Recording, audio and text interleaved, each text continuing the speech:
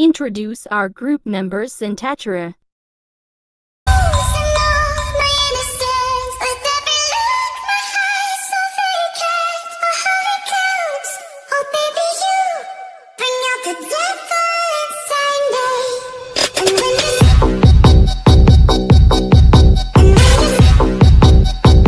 And here is a video presentation from our group.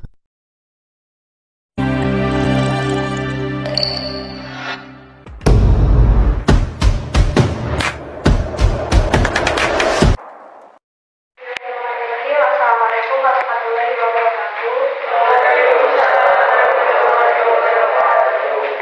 Selamat pagi buat teman-teman semuanya. Sebelumnya terima kasih kepada Ibu yang sudah memberikan kesempatan kepada kami untuk mempresentasikan pembahasan kami. Pembahasan kami mengenai minimnya minat masyarakat pada vaksin booster. Kami memilih pembahasan ini karena kita saat ini sedang hidup berdampingan dengan pandemi COVID-19, di mana kegiatan vaksinasi merupakan kegiatan penting yang harus kita perhatikan untuk kesehatan dan sebagai upaya memberantas virus COVID-19 ini. Selanjutnya untuk pembahasan akan dipaparkan oleh Puli. Kepadanya saya persilakan. Baik, terima kasih untuk moderator. Jadi latar belakang dari pembahasan yang kelompok kami ambil ini yaitu yang pertama adanya virus COVID-19 yang kita semua ini udah nggak asing lagi gitu ya. Dan di tengah pandemi COVID-19 ini ternyata ada varian Omicron dan Delta, dan inilah yang menjadi pemicu adanya vaksin ketiga yaitu vaksin booster. Kemudian slide selanjutnya, apa sih itu COVID-19? Di sini COVID-19 atau Coronavirus Disease 2019 adalah penyakit menular yang disebabkan oleh virus atau SARS-CoV-2, Kementerian Kesehatan Republik Indonesia 2020. Virus ini jenis baru dari coronavirus yang menular ke manusia dan menyerang sistem pernapasan dengan menyebabkan beberapa gangguan ringan pada sistem pernapasan, infeksi paru-paru yang berat hingga menyebabkan kematian. Dan corona ini pertama kali ditemukan di Wuhan, China pada Desember 2019 yang menyebar ke berbagai negara dan mendapatkan dampak yang sangat signifikan baik dari segi ekonomi, pendidikan yang menyebabkan aktivitas kehidupan manusia ini menjadi terganggu dan memiliki waktu sedikit. Kemudian slide selanjutnya yaitu vaksin booster. Vaksin booster ini adalah vaksinasi COVID-19 setelah mendapatkan vaksinasi primer dosis lengkap, dosis pertama dan dosis kedua, yang ditujukan untuk mempertahankan tingkat kekebalan serta memperpanjang masa perlindungan. Sasarannya yaitu masyarakat usia 18 tahun ke atas dengan prioritas kelompok orang yang beresiko tinggi seperti yang mempunyai riwayat penyakit, kemudian yang sudah lanjut usia dan penderita imunokompromis atau masyarakat yang memiliki sistem kekebalan tubuh lemah. Penerima vaksin booster ini memiliki syarat dengan telah mendapatkan vaksin primer dosis lengkap minimal 6 bulan sebelumnya.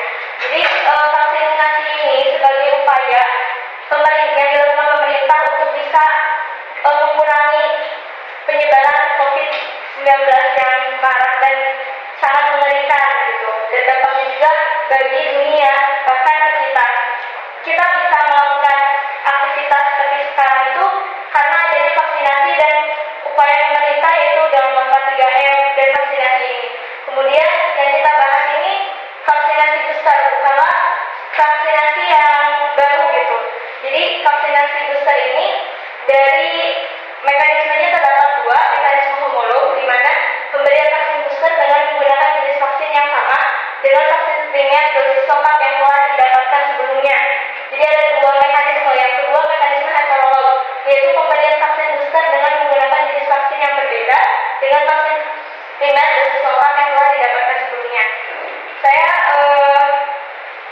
melihat dan membaca dari artikel suara.com yang dimaksud jenis primer ini, vaksin primer yaitu dosis primer Sinovac. Jika kita sudah mendapatkan dosis primer Sinovac, maka diberikan vaksin AstraZeneca separuh dosis 0,25 ml atau vaksin Pfizer separuh dosis 0,15 ml. Dan untuk sasaran dosis primer AstraZeneca, maka diberikan vaksin Moderna separuh dosis 0,25 ml atau vaksin Pfizer separuh dosis 0,15 ml. Dan ini jadi perpaduan antara dua vaksin, dan vaksin yang disarankan itu ada 3 vaksin untuk vaksin booster. Di antaranya vaksin AstraZeneca, Moderna, dan Pfizer yang merupakan jenis vaksin yang direkomendasikan untuk vaksin booster karena efeknya untuk meningkatkan antibodi dan berpotensi melindungi diri dari varian Omicron. Kemudian selanjutnya, manfaat vaksin booster ada 4, yaitu memperpanjang masa perlindungan dari virus, memperkuat antibodi yang sudah terbangun, mempertahankan tingkat kekebalan tubuh, dan mencegah infeksi virus corona. Kemudian selanjutnya,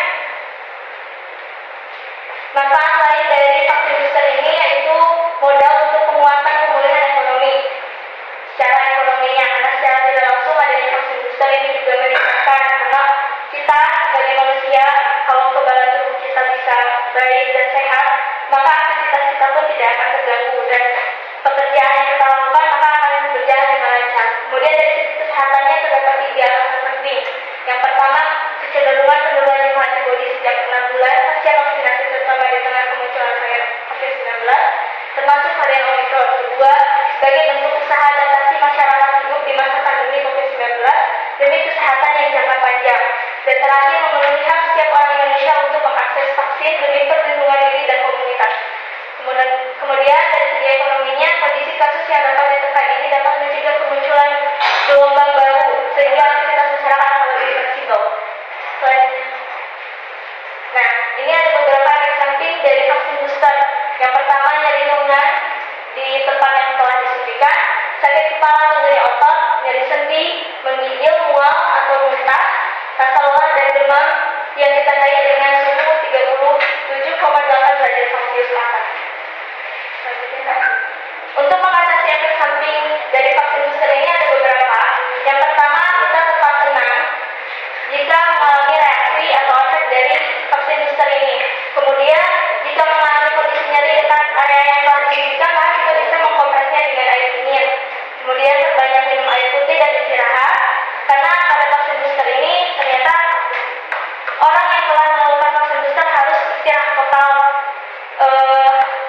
Kebetulan kakak saya dan bapak saya telah melakukan vaksin booster, dan hal ketika sudah melakukan itu area lengan yang telah disuntik itu bengkak dan sakit, maka ya dianjurkan harus istirahat total. Kemudian biasakan minum obat yang telah dianjurkan oleh petugas kesehatan, juga melakukan kepada petugas kesehatan jika mengalami reaksi yang lebih berat usai vaksinasi. Yang selanjutnya, maka apa sih yang menyebabkan masyarakat ini menurun untuk melakukan vaksinasi booster? Menurut dari Kepala Dinas Kesehatan DKI Jakarta, ada beberapa penyebab, dan saya juga melihat dari menganalisis kelompok kami dari beberapa artikel, ternyata yang pertama itu karena masyarakat masih memilih merek vaksin. Jika merek vaksin yang masyarakat inginkan tidak ada, maka mereka tidak ingin melakukan vaksinasi. Padahal vaksinasi, jenis vaksin yang telah diberikan kepada masyarakat itu telah mendapat persetujuan dari BPOM. Kemudian yang kedua, rasa keraguan atau kecemasan akan efek samping dari vaksin booster. Jadi masyarakat ragu dan merasa takut ketika telah melakukan vaksin, mereka akan mengalami efek yang berat atau dampak yang berat. Kemudian yang selanjutnya, persyaratan mengenai vaksin booster. Karena untuk melakukan vaksin booster ini kita harus melakukan dosis ke-1 dan kedua dengan jarak yang cukup lama, 6 bulan. Dan syarat ini tentu sedikit memberatkan, yang akhirnya masyarakat terkadang jadi malas untuk melakukan vaksinasi karena lama jangkanya. Kemudian yang keempat, lokasi melakukan vaksinasi jauh dari tempat tinggal. Jadi pemerintah atau badan kesehatan harus mencari inisiatif dengan menggunakan pendekatan vaksinasi mobile yang mengunjungi daerah-daerah masyarakat untuk bisa melakukan vaksinasi. Kemudian yang terakhir, tanggapan masyarakat bahwa virus corona ini sudah biasa, bahkan tidak ada. Dan hal inilah yang ya kita juga merasakan gitu ya, bahwa bahwa virus corona ini sudah biasa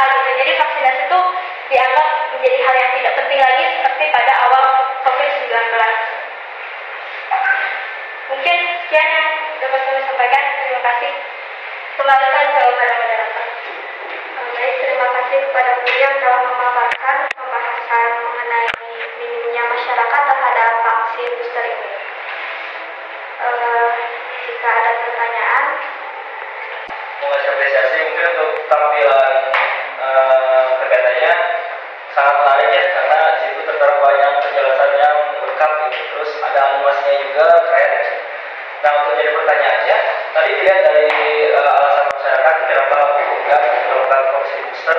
Yang kelima, karena untuk masyarakat vaksin itu dan COVID itu sudah tidak ada gitu. Nah, maka dari itu saya ingin bertanya, seurgensi apa sih vaksin booster itu sehingga harus dilakukan gitu? Apakah vaksin pertama dan kedua itu kurang atau gimana gitu? Kan di tengah virus COVID-19 ini ada varian baru, Omicron dan Delta. Nah, sedangkan virus COVID-19 ini belum bisa teratasi penuh oleh pemerintah.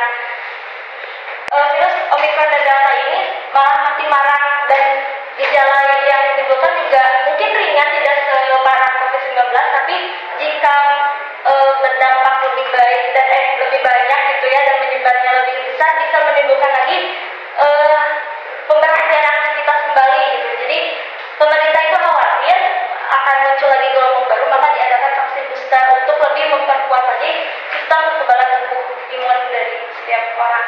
Jadi itu mungkin jawabannya. Apakah kuat? Jadi booster itu memang sangat direkomendasikan untuk yang rentan penyakit gitu ya. Beberapa hari belakangan ini yang rentan-rentan itu memang usia masih muda, tapi kalau apa istilahnya ya, dia sudah punya penyakit bawaan yang penyakit yang dianggap berat gitu ya. Ada beberapa rata-rata memang penyakit yang sifatnya sangat masuk kategori berat gitu ya. Itu sangat rentan kalau dia kena COVID ini gitu ya. Sehingga apa ya, istilahnya menghirup udaranya COVID aja dia sudah kayak yang punya penyakit autoimun gitu kan, udah sangat parah gitu. Meskipun dia sudah barangkali sudah vaksin 1 atau vaksin 2. Nah itu terjadi beberapa pengalaman saya pribadi gitu ya. Beberapa rekan di lingkungan terdekat saya masih muda tapi dia punya kayak diabetes gitu ya. Kemudian anaknya kena COVID, anaknya kena COVID dia yang meninggal. Nggak ada ini apa-apa gitu. Nah kalau ketika diminta ke dokter, meskipun ini nggak cepat ya, untuk varian baru ini tidak seperti COVID awal-awal, dia butuh waktu lama lagi karena yang apa istilahnya ya, dia analisisnya lebih complicated gitu, jadi butuh lebih lama lagi untuk apakah ini memang oleh COVID atau enggak gitu, sehingga rapid test yang itu juga tidak bisa mendeteksi gitu. Ketika kita misalnya mau bepergian, kan kasus perang itu banyak ya, sebelum bepergian mereka rapid test tapi ternyata kena juga gitu. Itu artinya itu tidak terdeteksi gitu. Itu kenapa disebut sebagai varian yang memang apa ya, lebih berbahaya daripada varian sebelumnya. Itu mungkin jadi lansia, kemudian anak-anak itu kenapa apa istilahnya ya, awal-awal tidak diwajibkan 12 tahun sebelum vaksin kan. Imunisasi itu kan juga bagian dari kayak vaksin gitu, artinya udah dianggap cukup gitu.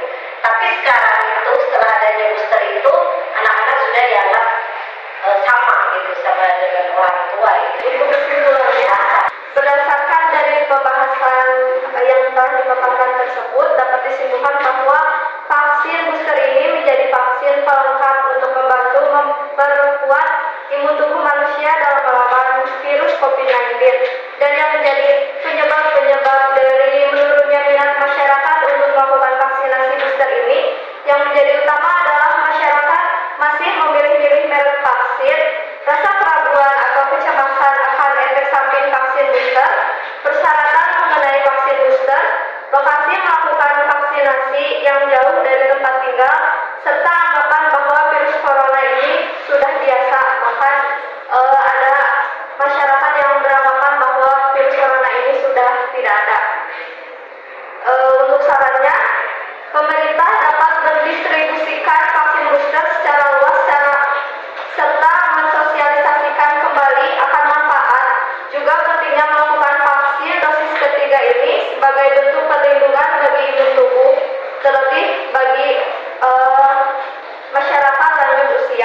sehingga masyarakat kembali terbuka wawasannya serta semangat untuk melakukan vaksin booster ini. Cukup sekian presentasi dari kelompok kami. Mohon maaf bila terdapat kesalahan. Wassalamualaikum warahmatullahi wabarakatuh.